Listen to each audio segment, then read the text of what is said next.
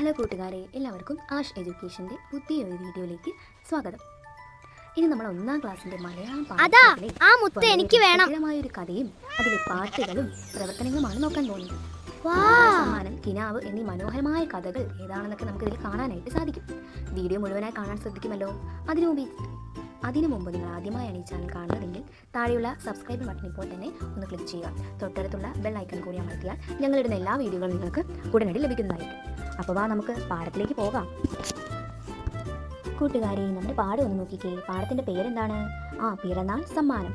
അവിടെ ആ ചിത്രത്തിൽ കുറേ മൃഗങ്ങളെയും ഒക്കെ കാണാൻ പറ്റുന്നുണ്ട്. എന്തൊക്കെ മൃഗങ്ങളെ കാണാൻ പറ്റുന്നുണ്ട്? ആടുണ്ട്, പൂച്ചയുണ്ട്, താറാവുണ്ട്, പട്ടിയുണ്ട്, കോഴിയുണ്ട്, പിന്നെന്താ കോഴിക്കുഞ്ഞുണ്ട്, പൂച്ചയുണ്ട് അല്ലേ? ഇവരെല്ലാവരും ഉണ്ട്. ഇവരെന്തോ അവിടെ ഒരു കാര്യം കണ്ടു, എന്നിട്ട് അതിനെക്കുറിച്ച് ഇങ്ങനെ സംസാരിക്കുകയാണ് അല്ലേ? നമുക്കത് എന്താണെന്ന് നോക്കാം. കൂട്ടുകാരെ, നമ്മുടെ അമ്മുക്കുട്ടിയുടെ പിറന്നാളാണ് ഇന്ന്. വീട്ടിലെ വളർത്തുമൃഗങ്ങളായ പൂച്ചയും ആടും നായയും താറാവും കോഴിയുമൊക്കെ അവിടെ തന്നെ ഉണ്ട്, നമ്മൾ കണ്ടല്ലേ?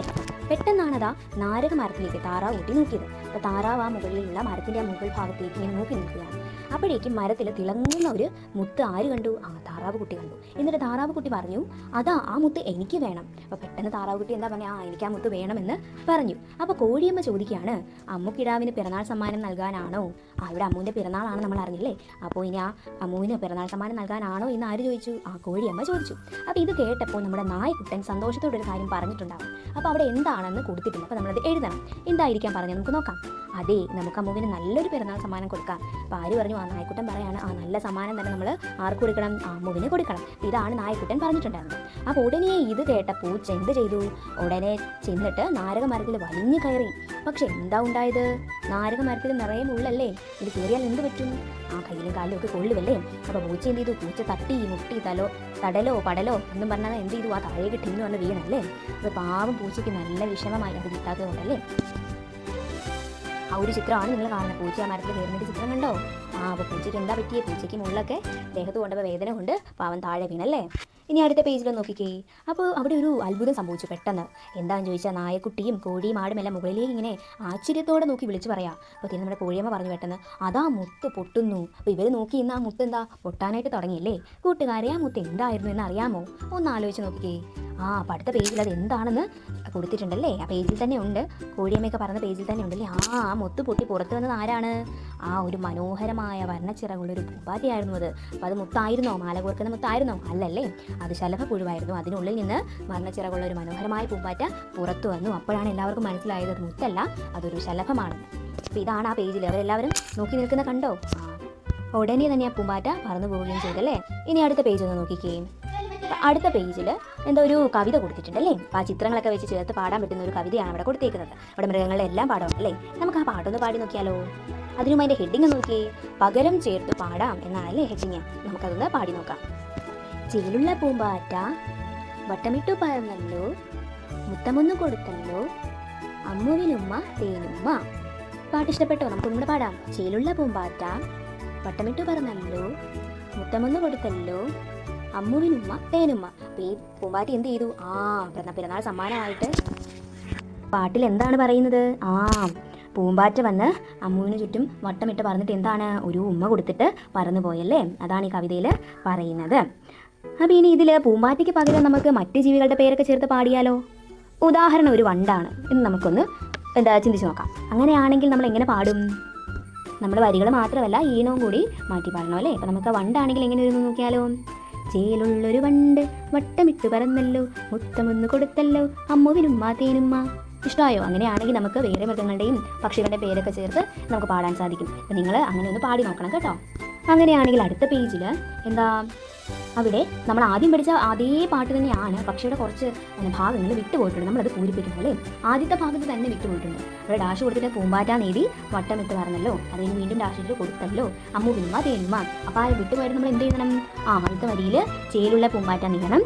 രണ്ടാമത്തെ വരിയിൽ എന്താണ് കൊടുത്തത്?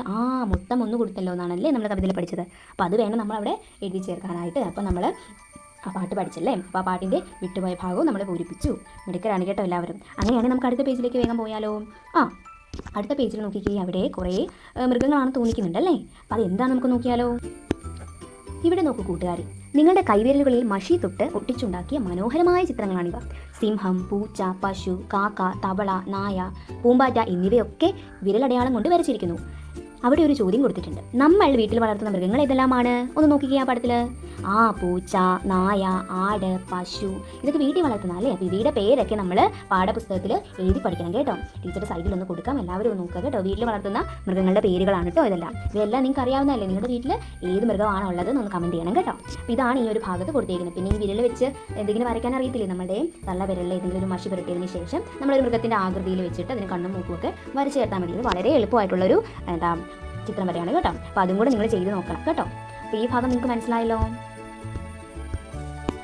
അപ്പോൾ നിങ്ങൾക്ക് ഈ ഭാഗം പറഞ്ഞത് മനസ്സിലായോ? അങ്ങനെയാണെങ്കിൽ നമുക്ക് അടുത്ത ഭാഗത്തൊരു കഥയാണ് കേട്ടോ, ഒരു ചിത്രകഥയാണ്. അപ്പോൾ ആ കഥയുടെ പേരെന്താ? കിനാവ്. അപ്പോൾ നമുക്ക് നോക്കാം. ഇതൊരു മനോഹരമായ കഥയാണ് കേട്ടോ. കിനാവ് എന്നാൽ എന്താ അർത്ഥം എന്നറിയാമോ? സ്വപ്നം എന്നാണ് കേട്ടോ. കിനാവ് എന്ന് പറയുന്ന ആ വാക്കിൻ്റെ അർത്ഥം സ്വപ്നം എന്നാണ്. നമുക്കെന്നാൽ കഥയിലേക്ക് പോകാം. ഒരു കർഷകൻ ഉണ്ടായിരുന്നു. അയാൾക്ക് ഒരു ആടുണ്ടായിരുന്നു. എന്നും അയാൾ ആടിന് വളരെ സ്നേഹത്തോടെ തീറ്റ കൊടുക്കുമായിരുന്നു. എന്നാൽ ഒരു നാൾ സാമ്പത്തിക ബുദ്ധിമുട്ട് വന്നപ്പോൾ അയാൾക്ക് ആടിനെ വിൽക്കേണ്ടി വന്നു. അന്ന് രാത്രി ഉറങ്ങാൻ കിടന്നപ്പോൾ കർഷകൻ ഒരു കിനാവ് കണ്ടു. കിനാവിൻ്റെ അർത്ഥം എന്താണെന്ന് നമ്മൾ പഠിച്ചപ്പോൾ സ്വപ്നം കണ്ടു.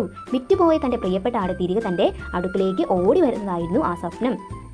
പിറ്റേന്ന് രാവിലെ വാതിൽ തുറന്നപ്പോൾ കർഷകൻ എന്തായിരിക്കും കണ്ടത്?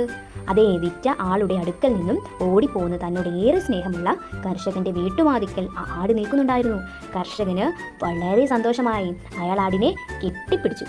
ഇതാണ് കഥയായിട്ട് കൊടുത്തേക്കുന്നത്. ഇതിൻ്റെ ചിത്രങ്ങളൊക്കെ കാണിച്ചിട്ടാണ്. അപ്പോൾ നമുക്ക് കൂടുതൽ പെട്ടെന്ന് മനസ്സിലാക്കാനായിട്ട് സാധിക്കും. ഇതുപോലുള്ള കഥയൊക്കെ നിങ്ങൾക്ക് മനസ്സിലാക്കുവാണെങ്കിൽ, ഇതുപോലുള്ള കഥയൊക്കെ നിങ്ങൾക്ക് അറിയാമെങ്കിൽ നിങ്ങൾ ഇതുപോലെ ചെയ്യണം. അപ്പോൾ ഈ 33ാമത്തെ പേജിൽ നമ്മൾ പറഞ്ഞ പോലെ കഥ ഓക്കെയാണ്, പക്ഷേ അവിടെ കുറച്ച് ഭാഗം വിട്ടു പോയിരുന്നു. പിറ്റേന്ന് വാതിൽ തുറന്നപ്പോൾ എന്താണ് സംഭവിച്ചത്? ടീച്ചർ ഓൾറെഡി പറഞ്ഞു പോയല്ലേ. എന്തായിരിക്കും സംഭവിച്ചത്? അദ്ദേഹത്തിൻ്റെ വിറ്റ ആട് എന്തായാലും സ്നേഹമുള്ള ആടാണല്ലേ. അതെന്ത് ചെയ്തു? ആ കർഷകൻ്റെ വീട്ടിലേക്ക് വന്ന് നിൽക്കുന്നതാണ് കർഷകൻ കണ്ടത്. അതാണല്ലേ ആ ചിത്രത്തിലൊന്ന് നോക്കിക്കേ. ആ ആട് വന്ന് വെളിയിൽ നിൽക്കുന്നുണ്ട്. അപ്പോൾ അത് ആര് കാണുന്നു? ആ കർഷകൻ കാണുന്നു. ഇത് കാണുമ്പോൾ ആർക്ക് സന്തോഷം വരും? കർഷകന് സന്തോഷം വരും. ഇതാണ് ഈ കഥ. നിങ്ങൾക്ക് ഈ കഥ ഇഷ്ടമായോ? അങ്ങനെയാണെങ്കിൽ നമുക്ക് അടുത്ത ഭാഗത്തേക്ക് പോകാം. അടുത്ത പേജ് ഒന്ന് നോക്കിക്കേ. ഈ പേജിലൊന്ന് നോക്കിക്കേ. ഇവിടെ കുറേ മൃഗങ്ങളെയും പക്ഷികളെയൊക്കെ കാണാല്ലേ. എന്തൊക്കെയുണ്ടെന്ന് പറഞ്ഞേ. പശു, പൂച്ച, കോഴി, പിന്നെന്താണ്, മുയൽ, ആട്, എരുമ, ഇതൊക്കെ ഉണ്ടല്ലേ. ഇതൊക്കെ എന്താ ഇവിടെ ഇങ്ങനെ ഇരിക്കുന്നത്? ഇവയൊക്കെ നമ്മുടെ വീട്ടിലും ചുറ്റുവട്ടത്തൊക്കെ കാണുന്നവയാണല്ലേ. അതുപോലെ തന്നെ താഴെ ഒരു ചിത്രം കൊടുത്തിട്ടുണ്ട്. കുട്ടികൾ മുട്ട, പാൽ, ഇറച്ചി ഇതൊക്കെ കഴിക്കുന്നതാണല്ലേ. നിങ്ങളതൊക്കെ കഴിക്കാറില്ലേ? പശുവിൽ നിന്ന് പാലും കോഴിയിൽ നിന്ന് മുട്ടയും നമുക്ക് ലഭിക്കുന്നു എന്നൊക്കെ നമുക്കറിയാം അല്ലേ. ഇനി ആ ചിത്രം നോക്കിയിട്ട് ഇതൊക്കെ ആരിൽ നിന്നാണ് ലഭിക്കുന്നത് എന്ന് നമ്മൾ എഴുതണം. ഈ പാല് എവിടെ നിന്നാണ് കിട്ടുന്നത്? പശുവിൽ നിന്നാണ് അല്ലേ. കോഴിയിൽ നിന്നാണ് നമുക്ക് മുട്ട ലഭിക്കുന്നത്. കോഴിയിൽ നമുക്ക് ഇറച്ചിയാക്കാനായിട്ടും സാധിക്കും അല്ലേ. അപ്പോൾ അത് നമ്മൾ താഴെ എഴുതണം. ഇനി ഈ പേജിൽ കുറേ മൃഗങ്ങളില്ലേ. അപ്പോൾ ഈ മൃഗങ്ങളുടെ ചിത്രത്തിന് നമ്മൾ നിറം കൊടുക്കണം. വളരെ ഭംഗിയായിട്ട് നമ്മൾ കൂട്ടുകാർ നല്ല മനോഹരമായിട്ട് ഇവയ്ക്ക് നിറം കൊടുക്കണം കേട്ടോ. അപ്പോൾ അപ്പുറത്തെ പേജിൽ പറഞ്ഞിട്ടുണ്ട് നിറം കൊടുത്ത് വരച്ച് ചേർക്കാനുള്ളത്. അപ്പോൾ നിങ്ങൾക്കറിയാവുന്ന മറ്റു മൃഗങ്ങളെയും കൂടി വരച്ച് ചേർത്ത് അവയ്ക്ക് നിറം കൊടുക്കണമെന്നാണ് പറഞ്ഞിട്ടുള്ളത്. അപ്പോൾ അത് ചെയ്യണം കേട്ടോ. ഇനി നമുക്ക് അടുത്ത പേജിലേക്ക് പോവാം. അടുത്ത പേജിൽ എന്താണ്? അതൊരു കാടാണ് നമുക്ക് തോന്നുന്നത്. അതിലൊരു മൃഗവിരിപ്പുണ്ട്. ഇനി അതിൻ്റെ അടുത്ത പേജ് നോക്കിയേ. ഒരു കുട്ടി ഒരു പട്ടിയുടെ പുറകിൽ ഇങ്ങനെ ഓടുകയാണല്ലേ. ആ കാട്ടിൽ എന്തൊക്കെയുണ്ട്? മരങ്ങളും ചെടികളും പക്ഷികളും മൃഗങ്ങളും ഒക്കെ ഉണ്ടല്ലേ. അപ്പോൾ ഇവിടെ കുറച്ച് കാര്യങ്ങൾ എഴുതി ചേർത്തിട്ടുണ്ട്. അപ്പോൾ അതിന് മുകളിൽ ഇങ്ങനെ ഒരു അണ്ടർലൈൻ ചെയ്തിട്ടുണ്ട്. അവിടെ ഒന്നും ഇല്ല. അവിടെ എന്തായിരിക്കും കൊടുക്കേണ്ടത്? അപ്പോൾ നോക്കാം അല്ലേ. അപ്പോൾ നമുക്ക് കഥയിലേക്ക് പോയാലോ. കായ തേടി അവർ നടന്നു. കാട്ടിലൂടെ നടന്നു. ചൊക്കൻ മുന്നിൽ, കാർത്തി പിന്നിൽ. ചൊക്കൻ നിന്നു, ചെവി കൂർപ്പിച്ചു. അതാ ഒരു കടുവ. ഇനി അടുത്ത പേജിലാണ്. പിറ്റേന്ന് ചൊക്കൻ വന്നു. ചൊക്കൻ വിളിച്ചു. കാർത്തി പിന്നാലെ പോയി. അതാ മരച്ചുവട്ടിൽ കുട്ടുകുറുവൻ കിളി. കാർത്തി കിളിയെ എടുത്തു. വെള്ളം കൊടുത്തു. കിളി പറന്നുപോയി. ചൊക്കൻ വാലാട്ടി. ചൊക്കൻ ആള് കൊള്ളാമല്ലോ. അവിടെ തേനീച്ച എന്ന് പറയാണ്. ഇനി അതിൻ്റെ തൊട്ട് താഴെ ഒരു കാര്യം എഴുതാൻ പറഞ്ഞിട്ടുണ്ട്. തലക്കെട്ട് എഴുതുക. വരയും വരിയും പൊരുത്തപ്പെടുത്താമോ എന്നാണ് ചോദിച്ചിട്ടുള്ളത്. അപ്പോൾ എന്താണ്? ഇത് കാട്ടിൽ നടന്ന കാര്യത്തെക്കുറിച്ചാണല്ലേ പറയുന്നത്. ഈ ചൊക്കൻ എന്ന് പറയുന്നത് അത് ആരായിരുന്നു? നമ്മൾ ആദ്യം വിചാരിച്ചു ഒരു കുട്ടിയായിരിക്കും അല്ലേ. എന്നാൽ ചൊക്കൻ എന്ന് പറയുന്ന ആരാണ്? അതൊരു പട്ടിയുടെ പേരാണ്, ഒരു പട്ടിക്കുട്ടൻ്റെ പേരാണ് ചൊക്കൻ. ഇനി കാർത്തി എന്ന് പറയുന്ന ആരാണ്?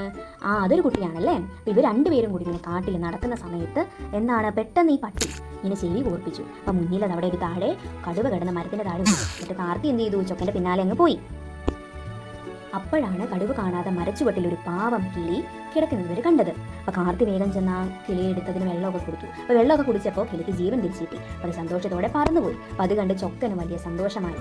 അപ്പോൾ എന്ത് ചെയ്തു? അവൻ ഇങ്ങനെ തുള്ളിച്ചാടി. ഇതാണ് കഥയിൽ പറഞ്ഞേക്കുന്നത്. പിന്നെ അതിൻ്റെ തൊട്ട് താഴെ എന്താ തലക്കെട്ട് എഴുതാനും അതുപോലെ വരിയും നിറയും ശരിയാക്കാൻ പറഞ്ഞിട്ടുണ്ടല്ലേ, പൊരുത്തപ്പെടുത്താൻ. അപ്പോൾ അത് കൂട്ടുകാരെ, ഈ കഥയിൽ നിന്ന് നമ്മൾ പഠിച്ച വരികൾ ഏതൊക്കെയാണ്? 1 ചൊക്കൻ മുന്നിൽ കാർത്തി പിന്നിൽ. ഇനി 2 കാർത്തി കിളിയെടുത്തു വെള്ളം കൊടുത്തു. ഇനി 3 കിളി പറന്നുപോയി. ഇനിയിപ്പോൾ മേലോട്ട് എഴുതിയാൽ, അല്ലെങ്കിൽ ആദ്യം നമ്മൾ എന്താ 1 മുതൽ 3 വരെയാണ് ഇപ്പോൾ പറഞ്ഞിട്ടുള്ളത്. ഇനി 3 നിന്ന് 1 വരെ നമുക്കൊന്ന് വായിച്ച് നോക്കി എങ്ങനെ ഇരിക്കും. അപ്പോൾ വാക്യവും വരെയും പൊരുത്തപ്പെടുത്താമോ എന്നാണ് ചോദിച്ചിരിക്കുന്നത്. അപ്പോൾ ആ ഭാഗത്ത് നോട്ട് ബുക്കിൽ നമുക്കിതൊന്ന് മാച്ച് ചെയ്തൊന്ന് എഴുതി പഠിക്കാൻ നോക്കിയാലോ. അപ്പോൾ തിരിച്ച് കിളി പറന്നുപോയി, കാർത്തി കിളിയെടുത്ത് വെള്ളം കൊടുത്തു, ചൊക്കൻ മുന്നിൽ കാർത്തി പിന്നിൽ. ഇതും ഒരു എന്താ അങ്ങോട്ടും ഇങ്ങോട്ടും പൊരുത്തപ്പെടുത്തുന്നുണ്ട്. എങ്ങനെയാണെന്ന് ചോദിച്ചു കഴിഞ്ഞാൽ നമ്മൾ 3 നിന്ന് 1 എഴുതിയത്. അപ്പോൾ അതെങ്ങനെയായിരുന്നു? കിളി പറന്നുപോയി. അപ്പോൾ കിളി പറന്നു കാരണം എന്താണ്? കാർത്തി കിളിയെ എടുത്ത് വെള്ളം കൊടുത്തുകൊണ്ടാണ്. അപ്പോൾ ഇത് കൊടുക്കുന്ന സമയത്ത് ചൊക്കൻ മുന്നിലും കാർത്തി പിന്നിലും, അങ്ങനെ നമുക്കിത് എന്താണ് ഇതിനെ മാച്ച് ചെയ്യുക അല്ലേ. ഇത് പൊരുത്തപ്പെടുത്താമോ എന്ന് ചോദിച്ചാൽ നമുക്ക് മേലോട്ട് ഇപ്പം എഴുതി നോക്കിയാൽ ഇത് പൊരുത്തപ്പെടും അല്ലേ. അപ്പോൾ ഈ ഭാഗത്ത് ഈ വരികൾ നിങ്ങളുടെ നോട്ട് ബുക്കിൽ എഴുതി മാച്ച് ചെയ്ത് പഠിക്കുമല്ലോ എന്നാണ് ഇവിടെ ചോദിച്ചിരിക്കുന്നത്. അപ്പോൾ നിങ്ങളത് എഴുതി പഠിക്കണം. ഇത്രയും കാര്യമാണ് ഈ ഒരു കഥയുടെ ഭാഗത്ത് പറഞ്ഞിരിക്കുന്നത്. ഇനി മുമ്പിൽ തലക്കെട്ട് നമ്മൾ എഴുതണം അല്ലേ. അപ്പോൾ തലക്കെട്ട് എന്ത് കൊടുക്കാം നമുക്ക്? ഒന്ന് ആലോചിച്ച് നോക്കിയാൽ തലക്കെട്ട് നമുക്ക് എന്ത് കൊടുക്കാം? ഒന്നില്ലെങ്കിൽ കടുവയും കിളിയും എന്ന് കൊടുക്കാം, ഇല്ലെങ്കിൽ കടുവയും പാവം കിളിയും എന്ന് കൊടുക്കാം, ഇല്ലെങ്കിൽ എന്താണ് ചൊക്കനും കാർത്തിയും എന്ന് കൊടുക്കാം. നമുക്ക് ഇഷ്ടമുള്ള എന്ത് തലക്കെട്ട് വേണമെങ്കിലും ഇതിന് ചേരുന്നത് നമുക്ക് കൊടുക്കാനായിട്ട് സാധിക്കും. അപ്പം ഇത്രയും കാര്യങ്ങളാണ് ഈ ഒരു പാഠഭാഗത്ത് നമ്മൾ കഥയിൽ പഠിച്ചത്. അപ്പോൾ കുറേ കാര്യങ്ങൾ നമ്മൾ പഠിച്ചില്ലേ. 2-3 കഥ നമ്മളിത് കണ്ടു. ഒന്ന് ചിത്രമുള്ള കഥയായിരുന്നല്ലേ. അപ്പോൾ ഇതെല്ലാം നിങ്ങൾക്ക് മനസ്സിലായോ? പിന്നെ അപ്പോൾ കൂട്ടുകാരി, ഇന്നത്തെ ഈ കടുവയുടെയും പാവം കിളിയുടെയും കഥ നിങ്ങൾക്ക് ഇഷ്ടപ്പെട്ടല്ലേ? അങ്ങനെയാണെങ്കിൽ നിങ്ങളൊരു ഹോംവർക്ക് ചെയ്യണം. എന്താണെന്ന് ചോദിച്ചു കഴിഞ്ഞാൽ നിങ്ങൾ കടുവയെയും കിളിയെയും നിന്ന് വരയ്ക്കണം. വരച്ചിട്ട് നിങ്ങളുടെ വീട്ടിലുള്ള പേരൻസിന്, അച്ഛനെയും അമ്മേനെയും നിങ്ങളിത് കാണിക്കണം കേട്ടോ. എന്നിട്ട് അവരെന്ത് പറഞ്ഞു എന്ന് ടീച്ചറിൻ്റെ അടുത്ത് അടുത്ത വീഡിയോയിൽ അല്ലെങ്കിൽ ഈ വീഡിയോയുടെ താഴെ പറയണം കേട്ടോ. ഇനി നിങ്ങൾക്ക് ഈ കഥയിൽ ഏറ്റവും ഇഷ്ടപ്പെട്ട കഥാപാത്രം എന്താണെന്ന് കൂടി ഒന്ന് കമൻറ്റ് ചെയ്യണം കേട്ടോ. അപ്പോൾ ഈ വീഡിയോ ഇഷ്ടപ്പെട്ടാൽ ലൈക്ക് ചെയ്യുക, നിങ്ങളുടെ കൂട്ടുകാർക്ക് ഷെയർ ചെയ്യുക. ഇതുപോലുള്ള കൂടുതൽ മലയാളം പാഠങ്ങളും രസകരമായ കഥകളും സമയബന്ധിതമായി ലഭിക്കാൻ നമ്മുടെ ചാനൽ ഇപ്പോൾ തന്നെ സബ്സ്ക്രൈബ് ചെയ്യുക. അപ്പോൾ അടുത്ത വീഡിയോയിൽ പുതിയൊരു പാഠവുമായി വീണ്ടും കാണാം. അതുവരെ ബൈ.